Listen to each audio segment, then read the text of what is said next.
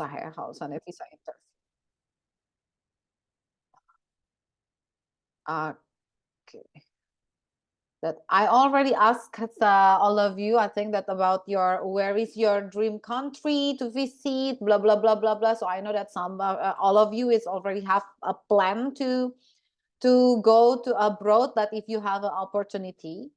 So what is the things that sometimes that the biggest issues when you want to go to another country, which is like not in Asian continent, of course that you have to take a visa. And then the things that really hard is sometimes that there is a possibility that you will reject it by the visa or by the embassy. So what it's all about, like what kind of questions that they will ask you, and then how you try to this how is the way that you can convince them, that many things that about that tips that we will learn about today. Okay, so this one. Is there any one of you that ever have a experience to what is it? Interview in a visa interview? Is there any one of you have that opportunity or experience about that? Not yet. Okay. So banyak yang bilang tuh sebenarnya visa yang paling tersulit untuk didapatkan itu adalah US visa. Jadi kalau sana kayaknya Bro Wahyudi ya, at that time that you just your dream country is wanna go to States, right? Yes, my dream country is United States. Ya, United States itu visanya itu the hardest one, paling sulit ditembus. Jadi kalau seandainya Bro Wahyudi udah bisa dapat visanya US, itu biasanya ke negara yang lain tuh biasanya agak lebih gampang. Yang kedua tersulit itu Europe of course, Schengen ya, itu dan makanya mesti harus tricky kalau seandainya mau masuknya dari negara mana gitu. Dan Prancis itu termasuk yang paling sulit dari semua negara di dalam Schengen atau Europe itu. Jadi kalau memang contoh for example kalau working visa contohnya kayak Bro Wahyudi mau kerja for example, but of course you will never find an issues karena pasti visanya pasti di-approve karena itu udah working visa. Tapi kalau seandainya when you want to go first, kayak sananya punya rezeki nih, sananya pengen ke US dulu, terus nanti kerjanya cari di sana dulu aja gitu sananya. Nah, it will be a different issues karena pasti banyak step-step yang harus dihadapin pas lagi working visa. Waktu mau apply visa untuk diri kita sendiri tanpa dapat visa kerja gitu atau visa scholarship. Jadi kalau seandainya bukan untuk kuliah, bukan untuk kerja dalam arti kita udah dapat working visanya, it will be so hard. Dan biasanya banyak kemungkinan yang di reject, biasanya seperti itu. So we will talk about that today. Okay, so this is the following are few of the common questions asked during the United States. Ini contoh untuk United States visa ya, contohnya. Biasanya itu mereka akan menanyakan the most important things pasti accept the document that you have to prepare, of course. Dokumen-dokumennya itu harus lengkap dan tidak boleh ada yang tertinggal. Terus udah gitu kayak dokumen asli itu harus dibawa.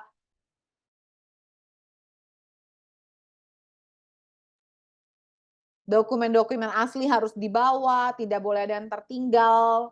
Dan dokumen-dokumen penunjang atau di fotokopi, don't forget to bring that kind of things, all of that. And then apalagi ya? And then they will ask you about what is the reasons, of course. They will ask you like what is the reason for your travel? Yang pasti mau itu travel, mau itu scholarship, mau itu untuk cuman sekedar just for holiday atau working. Working yang seperti apa? Working yang emang udah dapat working visanya atau mau mencari pekerjaan. Tapi paling haram ketika when we want to have a interview, visa for interview, you said that I will looking for a job in that country. Apapun negaranya, itu haram, jangan diomongin bahwa kita itu mau mencari pekerjaan di negara dia. Intinya begitu. Mau itu di Europe, mau itu di States, mau itu di Afrika kayaknya enggak ya. Jadi kalau seandainya enggak di States, enggak di London, atau nggak di Europe, pokoknya haram, nggak boleh diomongin bahwa kita tuh ke sana rencananya mau cari kerja gitu, intinya seperti itu. Itu tidak boleh. Karena pasti di-reject, udah pasti langsung di-reject, dan sedangkan kita udah bayar. Karena visa itu konsepnya kita bayar duluan dan itu nggak murah. Bayarnya tuh lumayan banget dan juga pasti di-reject langsung.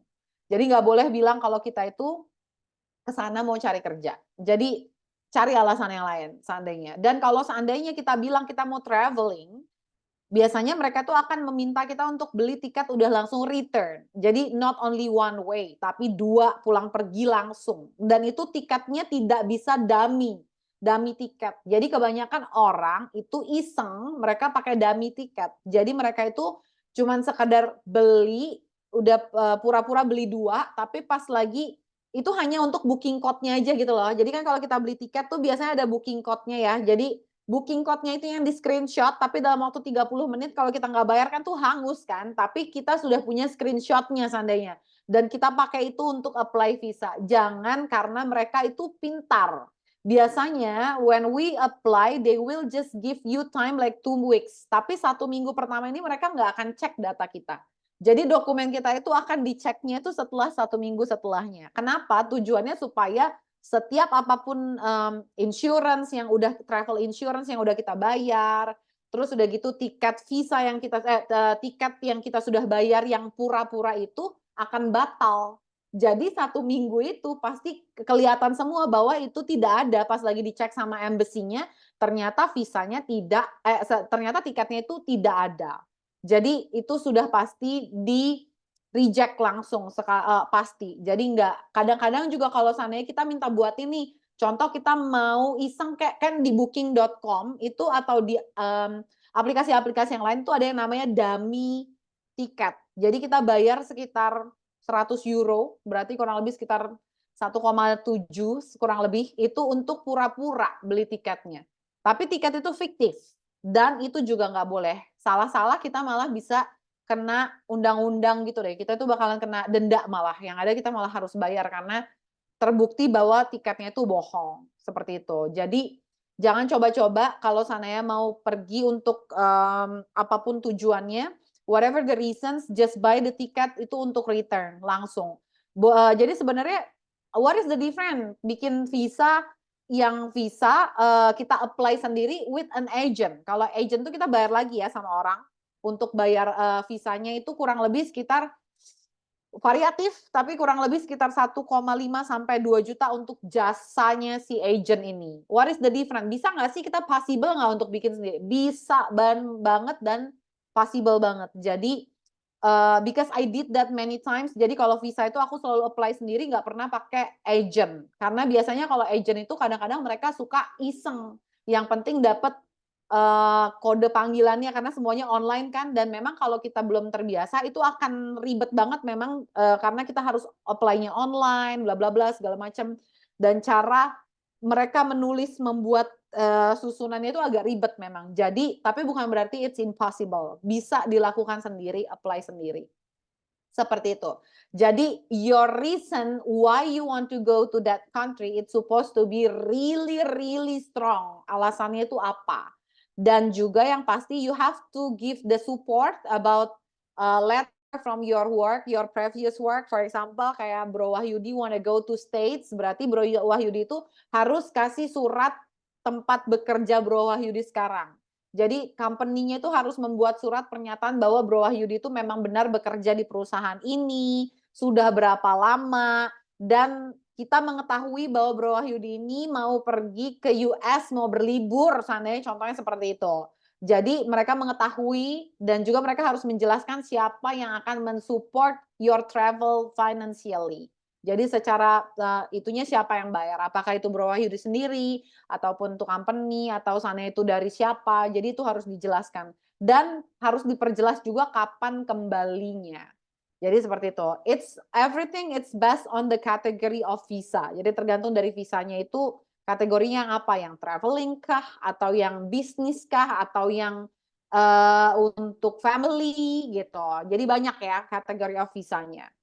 And then yang pasti secara keuangan di banking, our bank account it's supposed to be healthy. Jadi dia memang ada minimum uangnya.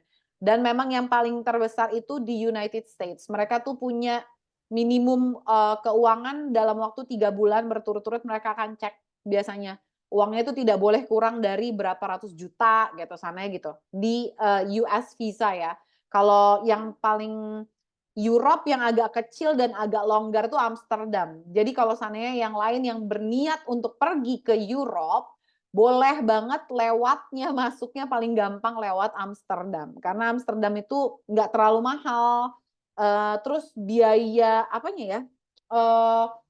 Bank account minimumnya itu mereka nggak kasih kenceng besar gitu. Dan juga untuk biaya perkiraan hidup di sananya juga mereka nggak terlalu besar. Jadi seperti itu. Jadi masih bisa dipikirkan. Tapi kalau misalnya negara-negara lain tuh agak nggak pernah ngasih tahu. Mereka nggak pernah ngasih tahu sebenarnya tuh berapa satu hari gitu. Dalam satu hari tuh minimal berapa sih sebenarnya seperti itu.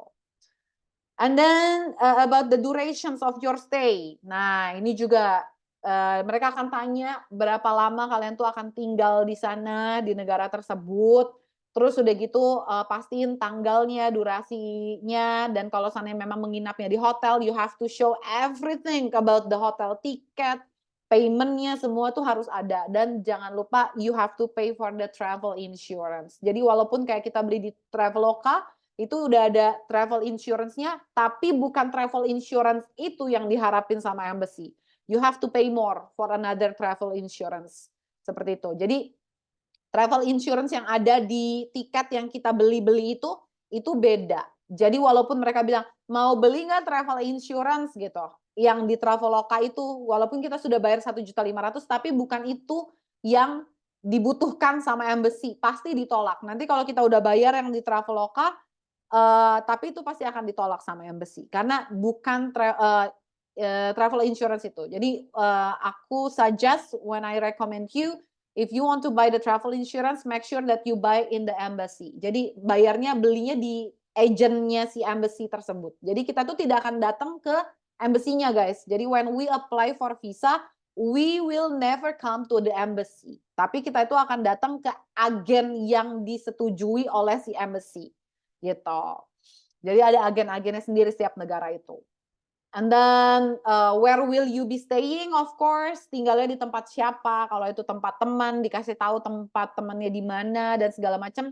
Dan akan lebih sangat meyakinkan embassy ketika you have an invitation letter. Jadi harus punya surat undangan. Kalau memang diundang sama teman itu akan lebih besar chance-nya. Jadi make sure kalau punya teman minta tolong sama dia yang bikin surat undangan. Tapi bukan surat undangan kita ketik sendiri gitu ya. Suruh dia ketik sendiri, bukan.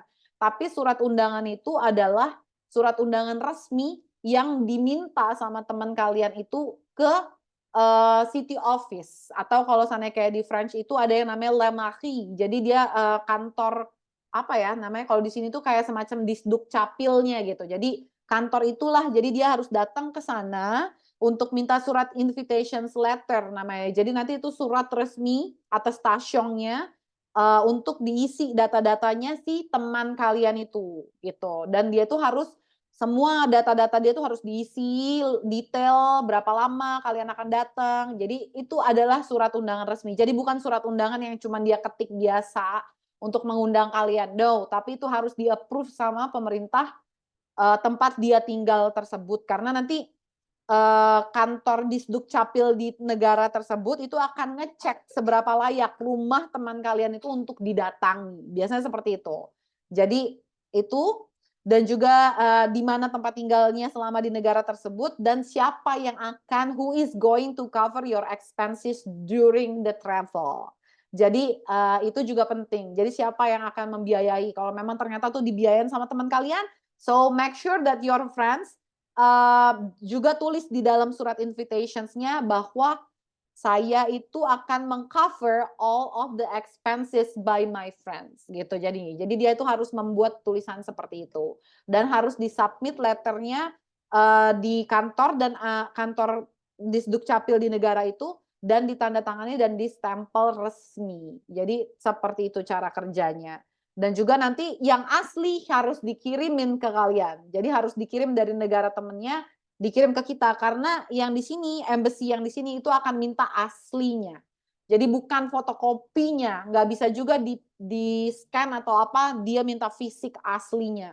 Jadi orang yang mengundang kita tuh harus kirim secara asli, fisik aslinya, seperti itu. Terus apa lagi ya? This one. Oke, so biasanya juga kalau untuk pertama kali, if this is your first time to visit, biasanya juga mereka tuh akan ada minimumnya. Jadi nggak bisa kita tiba-tiba mau datang ke negara tersebut langsung minta 6 bulan seandainya atau 3 bulan. Itu tidak akan di-approve. Apalagi kalau itu adalah pertama kali kita ke negara tersebut. Biasanya kalau seandainya untuk kita baru pertama kali ke negara tersebut, dia akan kasih kita visa itu tidak lebih dari 1 bulan. Biasanya seperti itu. Atau mentok-mentok paling kenceng dia kasihnya 2 bulan. Nanti kalau seandainya sudah 2 bulan ini udah approve, besok mau ajuin lagi, baru biasanya bisa dikasih kayak 3 atau 4 bulan gitu. Dan lama-lama tuh akan semakin naik gitu progresnya, seperti itu.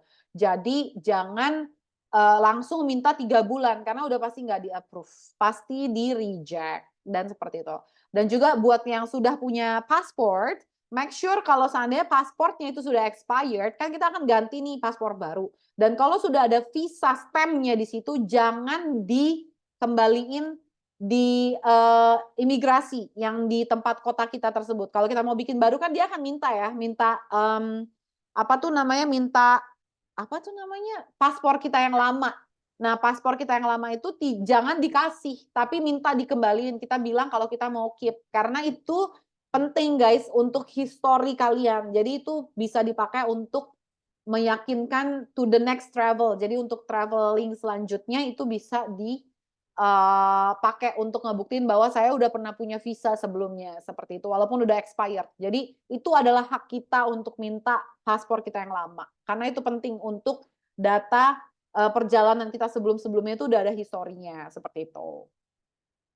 Dan juga mereka akan tanya bahwa do you have any relatives or friends in the United States. Jadi mereka akan tanya seperti itu. Ada nggak kenalan, teman, saudara di sana segala macam gitu. And then mereka akan tanya, how have you been in the United States before? Answer is yes or no briefly. Jadi ini cara-caranya ya. Yang pertama itu mana tadi? Do you have any relatives, friends in the United States? Biasanya. Karena ini akan interviewnya dalam bahasa Inggris ya. Jadi tidak ada pertanyaannya dalam bahasa Indonesia. Yang bertanya itu adalah benar-benar dari orang embassy-nya yang ngomong pakai bahasa Inggris. Interviewnya kalau United States. Tapi kalau sana negara-negara lain kayak Prancis, apalagi sih Jerman, itu akan diwakilin agennya tuh sama orang Indonesia. Jadi interviewnya tuh dalam bahasa Indonesia. Tapi kalau seandainya United States itu pakai bahasa Inggris.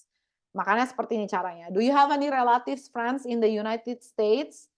Answer with a yes or a no. If your answer is yes, mention your relationship to the person. If you are going to meet them. And then if your answer is no, mention the purpose of your travel and how much you close with that person. Seperti itu. Oh, enggak, maksudnya apa nih ya? No, mention the purpose of your travel. Maksudnya gitu. Okay. So about this one, have you been to United States before? Coba siapa ya? Sistiwi, could you just help me to read this one, Sistiwi? Have you been to United States before? Have you been to United States before? Answer is yes or no, and briefly mention the purpose of your earlier travel, if required.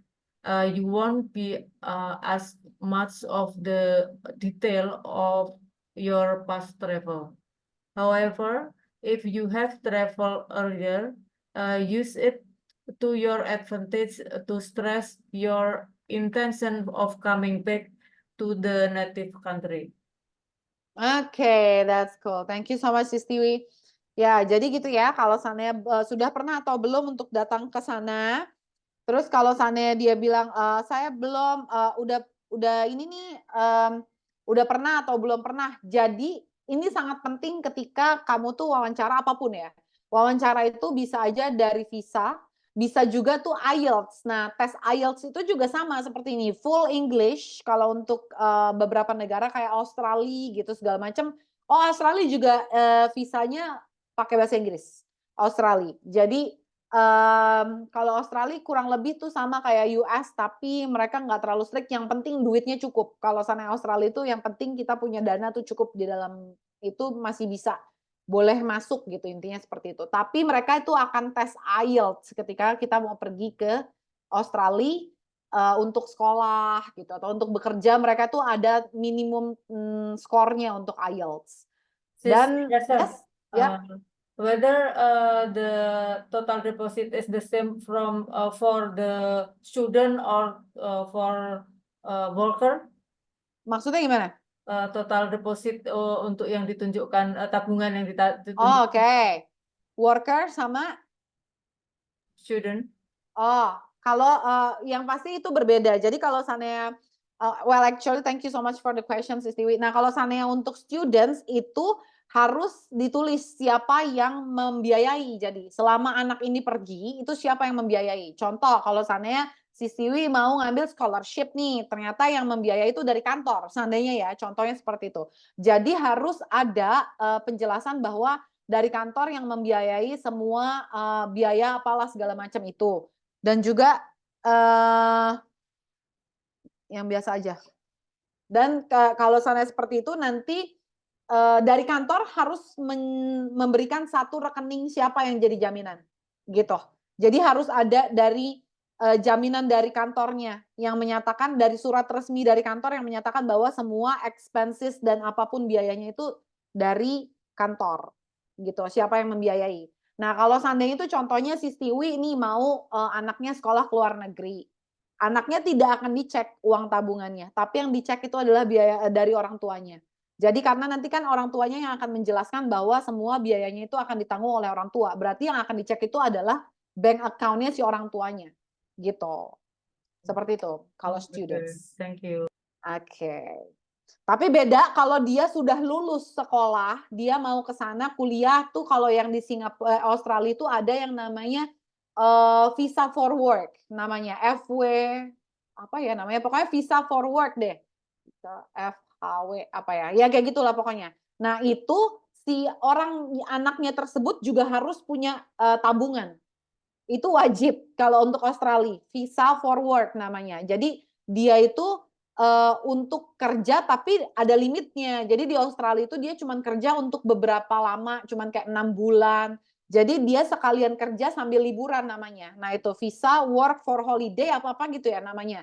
Jadi dia ke sana itu sambil kerja dan sambil liburan. Ada tuh visa tersebut di Australia.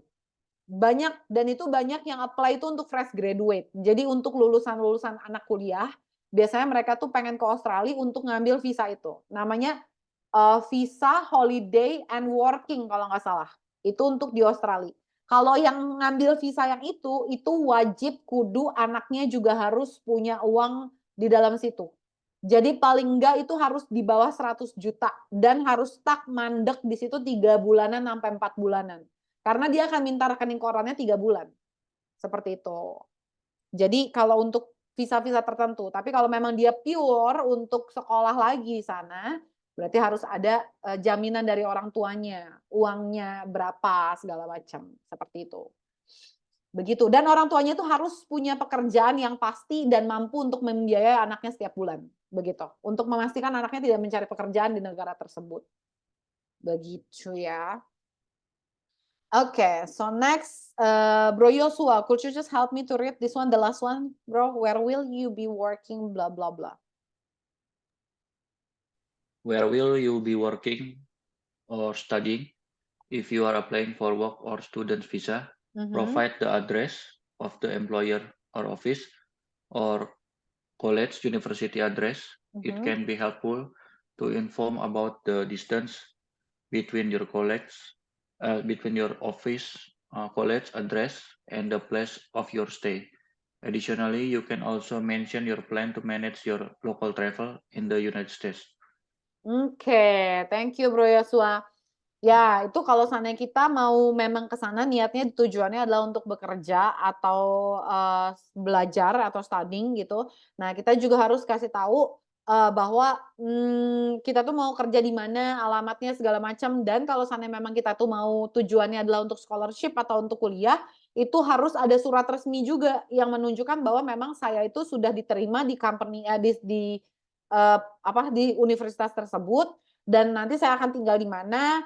Terus boarding house-nya di mana, tujuan kita ke sana ngapain, sekarang itu memang udah mau langsung kuliah atau memang mau cari-cari boarding house dulu, semuanya itu harus lengkap. Jadi intinya memang ketika kita tuh mau apply visa, every detail that we already have, and it's really really help you if you really have a complete document. Jadi memang dokumennya harus sangat amat lengkap bangetan. Jadi nggak bisa dicicil-cicil karena mereka juga kalau udah sekali kita keluar dari tempat immigration atau agent tersebut, mereka tidak akan menerima tambahan data.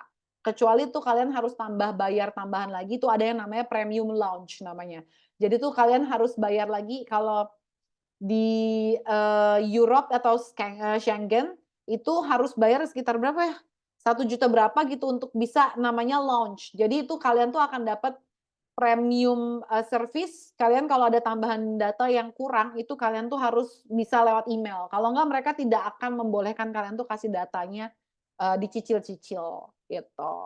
So, better prepare everything dari dokumen-dokumen yang asli, yang di kopinya double segala macam. Jadi kalau seandainya ketika butuh itu penting seperti itu. Dan foto. Nah, foto itu juga penting. Jadi cara kita foto juga itu penting. Jadi harus pergi ke tempat yang memang sudah approve atau sudah biasa untuk ngambil foto untuk visa. Karena cara ngambil fotonya beda, harus tanpa filter sama sekali. Dan buat yang perempuan tuh jangan pakai perhiasan yang berlebihan, tidak boleh make up. Jadi harus benar-benar bare face. Dan tidak menggunakan banyak perhiasan, kayak kalung, anting yang berlebihan, itu harus dilepas semuanya. Jadi emang harus benar-benar bare face, nggak pakai kontak lens, pokoknya benar-benar nggak make up-an. Jadi harus tidak boleh make up-an, karena kalau nanti make up-an nanti pasti disuruh foto ulang, dan tuh bayarnya lebih mahal kalau udah foto ulangnya di tempat embassy-nya, seperti itu ya. Okay, so about visa, is there any question so far? Sebenarnya ini materi yang sangat tidak serius ya, nggak terlalu ini banget, tapi sangat penting.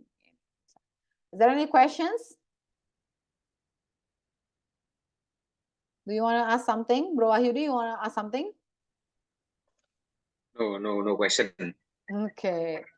Wait.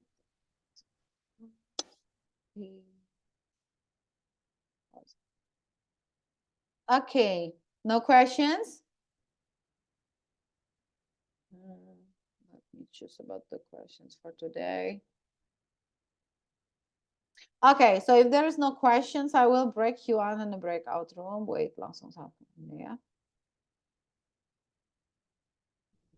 Okay. Okay, so the topic for today is like a bit far, not talking about visa. So what I want to talk is about for now that are you the typical of person who is doing like you really do the investment or no? And if you do the investment, so what kind of investment for you that you think, based on your opinion, is really safe? Jadi yang paling safe itu sebenarnya menurut kalian itu apa? Investment apa ya? Yang paling kan ada tanah, ada rumah, ada gold atau ada stocks, saham atau apapun. What do you think about that? And just give the reason why, okay? So I will give you time and I can give you extra time minutes because the next class is rescheduled. So I can give you time. So jadi setiap orang bisa ngomong kurang lebih 3 sampai 4 menit ya. 4 menit everyone. Yes. Okay.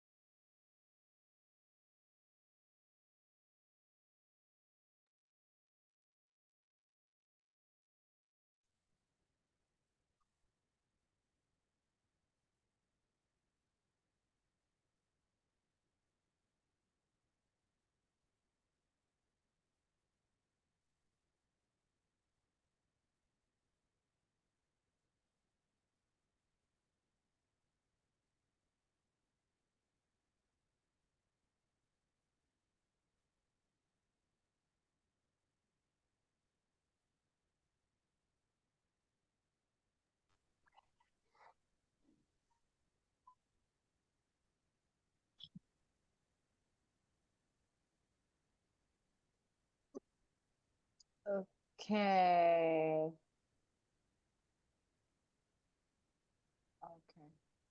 Okay, so is there any questions before I end this class? No question? Guys, minggu ini hari Sabtu dan Minggu itu karena aku masih ada utang 4 meetings ya. Jadi hari Sabtu dan Minggu ini itu kita akan ada kelas ya dari hari Sabtu dan Minggu, oke? Di jamnya yang sama. Nanti tetap ntar aku kabarin 1 hari sebelumnya, oke? Okay, so if there's no questions, so thank you so much, Bro Wahyudi, thank you, Sis Nopa, thank you, Sis Nabila, Sis Bro Yosua, Sis Tiwi, dan Bro Mahaya, thank you so much. Have a good rest, everyone. Bye-bye, see you tomorrow. See you. Goodbye, everybody. You. Bye. Ready.